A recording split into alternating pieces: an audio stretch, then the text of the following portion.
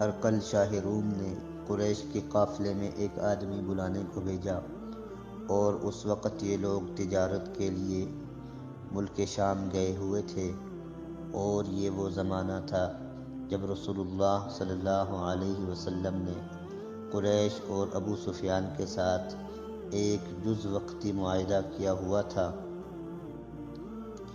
جب ابو سفیان اور دوسرے لوگ ہرقل کے پاس ایلیا پہنچے، جہاں ہرقل نے دربار طلب کیا ہوا تھا، اس کے گرد روم کے بڑے بڑے لوگ، علماء، وزراء، امراء بیٹھے ہوئے تھے۔ ہرقل نے ان کو اور اپنے ترجمان کو بلوایا، پھر ان سے پوچھا کہ تم میں سے کون شخص مدعی رسالت کا زیادہ قریبی عزیز ہے؟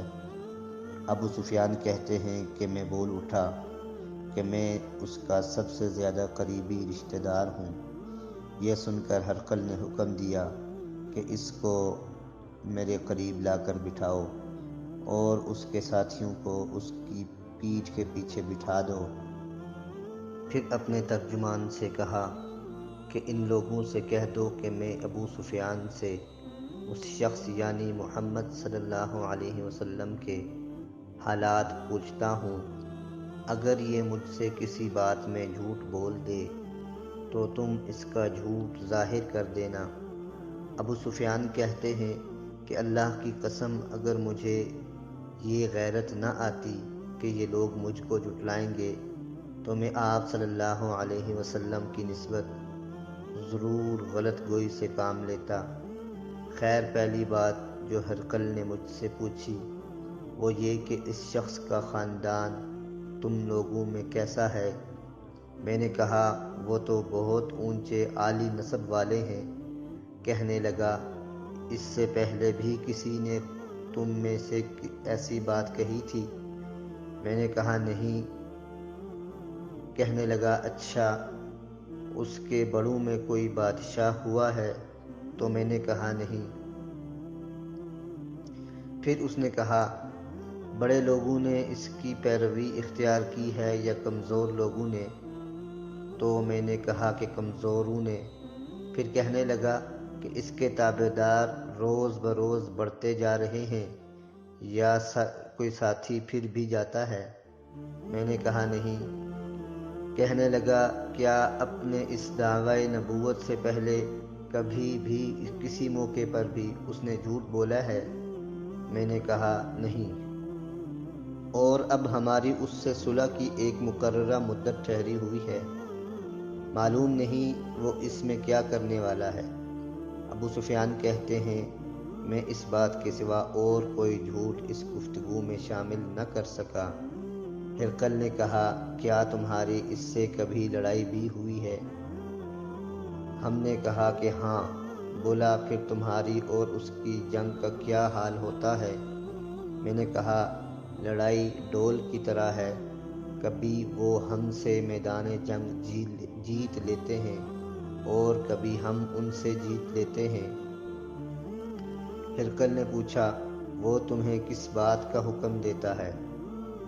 میں نے کہا وہ کہتا ہے کہ صرف ایک اللہ کی عبادت کرو، اس کا کسی کو شریک نہ بناؤ، اور اپنے باپ دادا کی شرک کی باتیں چھوڑ دو، اور ہمیں نماز پڑھنے، سچ بولنے، پرہیزگاری اور صلہ رحمی کا حکم دیتا ہے۔ یہ سب باتیں سن کر پھر ہرقل نے اپنے ترجمان سے کہا کہ ابو سفیان سے کہہ دے کہ میں نے تم سے اس کا نسب پوچھا تو تم نے کہا کہ وہ ہم میں عالی نسب ہے، اور پیغمبر اپنی قوم میں عالی نسب ہی بھیجے جاتے ہیں۔ میں نے تم سے پوچھا کہ دعوی نبوت کی یہ بات تمہارے اندر اس سے پہلے کسی اور نے بھی کہی تھی؟ تو تم نے جواب دیا کہ نہیں۔ تب میں نے اپنے دل میں کہا کہ اگر یہ بات اس سے پہلے کسی نے کہی ہوتی تو میں یہ سمجھتا کہ اس شخص نے بھی اسی بات کی تقریر کی ہے جو پہلے کہی جا چکی ہے۔ میں نے تم سے پوچھا کہ اس کے بڑوں میں سے کوئی بادشاہ بھی گزرا ہے؟ تم نے کہا کہ نہیں۔ تو میں نے دل میں کہا کہ ان کے بزرگوں میں سے کوئی بادشاہ ہوا ہوتا تو میں یہ کہہ دوں گا کہ وہ شخص اس بہانے سے اپنے آباء و اجداد کی بادشاہت اور ان کا ملک دوبارہ حاصل کرنا چاہتا ہے۔ اور میں نے تم سے پوچھا کہ اس بات کے کہنے یعنی پیغمبری کا دعویٰ کرنے سے پہلے تم نے کبھی اس کو دروغ گوئی کا الزام لگایا ہے؟ تم نے کہا کہ نہیں۔ تو میں نے یہ سمجھ لیا کہ جو شخص آدمیوں کے ساتھ دروغ گوئی سے بچے وہ اللہ کے بارے میں کیسے جھوٹی بات کہہ سکتا ہے۔ اور میں نے تم سے پوچھا کہ بڑے لوگ اس کے پیروکار ہوتے ہیں یا کمزور؟ تم نے کہا کمزوروں نے اس کی اتباع کی ہے۔ تو دراصل یہی لوگ پیغمبروں کے متبعین ہوتے ہیں۔ اور میں نے تم سے پوچھا کہ اس کے ساتھی بڑھ رہے ہیں یا کم ہو رہے ہیں؟ تم نے کہا کہ وہ بڑھ رہے ہیں، اور ایمان کی کیفیت یہی ہوتی ہے حتیٰ کہ وہ کامل ہو جاتا ہے۔ اور میں نے تم سے پوچھا کہ آیا کوئی شخص اس کے دین سے ناخوش ہو کر مرتد بھی ہو جاتا ہے؟ تم نے کہا نہیں۔ تو ایمان کی خاصیت بھی یہی ہوتی ہے کہ جن کے دلوں میں اس کی مسرت رچ بس جائے وہ اس سے لوٹا نہیں کرتے۔ اور میں نے تم سے پوچھا کہ آیا وہ کبھی عہد شکنی کرتے ہیں؟ تم نے کہا نہیں۔ پیغمبروں کا یہی حال ہوتا ہے، وہ عہد کی خلاف ورزی نہیں کرتے۔ اور میں نے تم سے کہا کہ وہ تم سے کس چیز کے لیے کہتے ہیں؟ تم نے کہا کہ وہ حکم دیتے ہیں کہ اللہ کی عبادت کرو، اس کے ساتھ کسی کو شریک نہ ٹھہراؤ، اور تمہیں بتوں کی پرستش سے روکتے ہیں، سچ بولنے اور پرہیزگاری کا حکم دیتے ہیں۔ لہٰذا اگر یہ باتیں جو تم کہہ رہے ہو سچ ہیں تو عنقریب وہ اس جگہ کا مالک ہو جائے گا جہاں میرے یہ دونوں پاؤں ہیں۔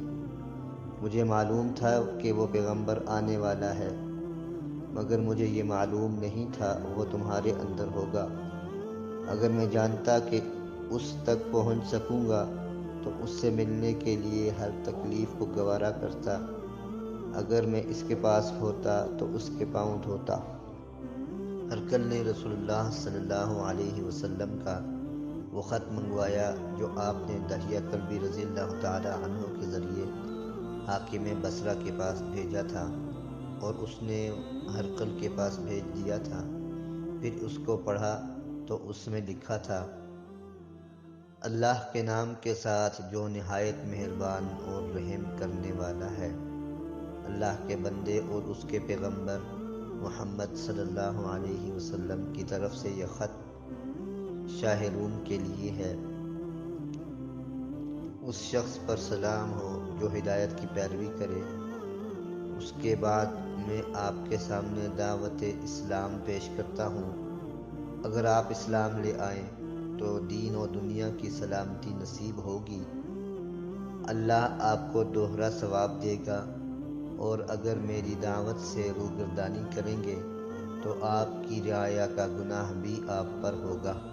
اور اے اہل کتاب، ایک ایسی بات پر آ جاؤ جو ہمارے اور تمہارے درمیان یکساں ہے، وہ یہ کہ ہم اللہ کے سوا کسی کی عبادت نہ کریں اور کسی کو اس کا شریک نہ ٹھہرائیں، اور نہ ہم میں سے کوئی کسی کو اللہ کے سوا اپنا رب بنائے۔ پھر اگر وہ اہل کتاب اس بات سے منہ پھیر لیں تو مسلمانوں تم ان سے کہہ دو کہ تم مانو یا نہ مانو، ہم تو ایک اللہ کی اطاعت کریں گے۔ ابو سفیان کہتے ہیں کہ ہرقل نے جو کہنا تھا کہہ دیا اور خط پڑھ کر فارغ ہوا تو اس کے ارد گرد بہت شور و غوغا ہوا، بہت سی آوازیں اٹھیں اور ہمیں باہر نکال دیا گیا۔ تب میں نے اپنے ساتھیوں سے کہا کہ ابو کبشہ کے بیٹے نبی کریم صلی اللہ علیہ وسلم کا معاملہ تو بہت بڑھ گیا ہے، دیکھو تو اس سے بنی اصفر یعنی روم کا بادشاہ بھی ڈرتا ہے۔ مجھے اس وقت سے اس بات کا یقین ہو گیا کہ نبی کریم صلی اللہ علیہ وآلہ وسلم عنقریب غالب ہو کر رہیں گے، حتیٰ کہ اللہ نے مجھے مسلمان کر دیا۔ راوی کا بیان ہے کہ ابن ناطور ایلیا کا حاکم ہرقل کا مصاحب اور شام کے نصارہ کا لاٹ پادری بیان کرتا تھا کہ ہرقل جب ایلیا آیا ایک دن صبح کو پریشان اٹھا تو اس کے درباریوں نے دریافت کیا کہ آج ہم آپ کی حالت بدلی ہوئی پاتے ہیں، کیا وجہ ہے؟ ابن ناطور کا بیان ہے کہ ہرقل نجومی تھا، علم نجوم میں پوری مہارت رکھتا تھا۔ اس نے اپنے ہم نشینوں کو بتایا کہ میں نے آج رات ستاروں پر نظر ڈالی تو دیکھا کہ ختنہ کرنے والوں کا بادشاہ ہمارے ملک پر غالب آ گیا ہے۔ اس زمانے میں کون لوگ ختنہ کرتے تھے؟ انہوں نے کہا کہ یہود کے سوا کوئی ختنہ نہیں کرتا، سو ان کی وجہ سے پریشان نہ ہوں۔ سلطنت کے تمام شہروں میں یہ حکم لکھ بھیجیے کہ وہاں جتنے یہودی ہوں سب قتل کر دیے جائیں۔ وہ لوگ انہی باتوں میں مشغول تھے کہ ہرقل کے پاس ایک آدمی لایا گیا جسے شاہ غسان نے بھیجا تھا۔ اس نے رسول اللہ صلی اللہ علیہ وسلم کے حالات بیان کیے۔ جب ہرقل نے سارے حالات سن لیے تو کہا کہ جا کر دیکھو وہ ختنہ کیے ہوئے ہے یا نہیں۔ انہوں نے اسے دیکھا تو بتلایا کہ وہ ختنہ کیا ہوا ہے۔ ہرقل نے جب اس شخص سے عرب کے بارے میں پوچھا تو اس نے بتلایا کہ وہ ختنہ کرتے ہیں۔ تب ہرقل نے کہا کہ یہی محمد صلی اللہ علیہ وسلم اس امت کے بادشاہ ہیں جو پیدا ہو چکے ہیں۔ پھر اس نے اپنے ایک دوست کو رومیہ خط لکھا اور وہ بھی علم نجوم میں ہرقل کی طرح ماہر تھا۔ پھر وہاں سے ہرقل حمص چلا گیا۔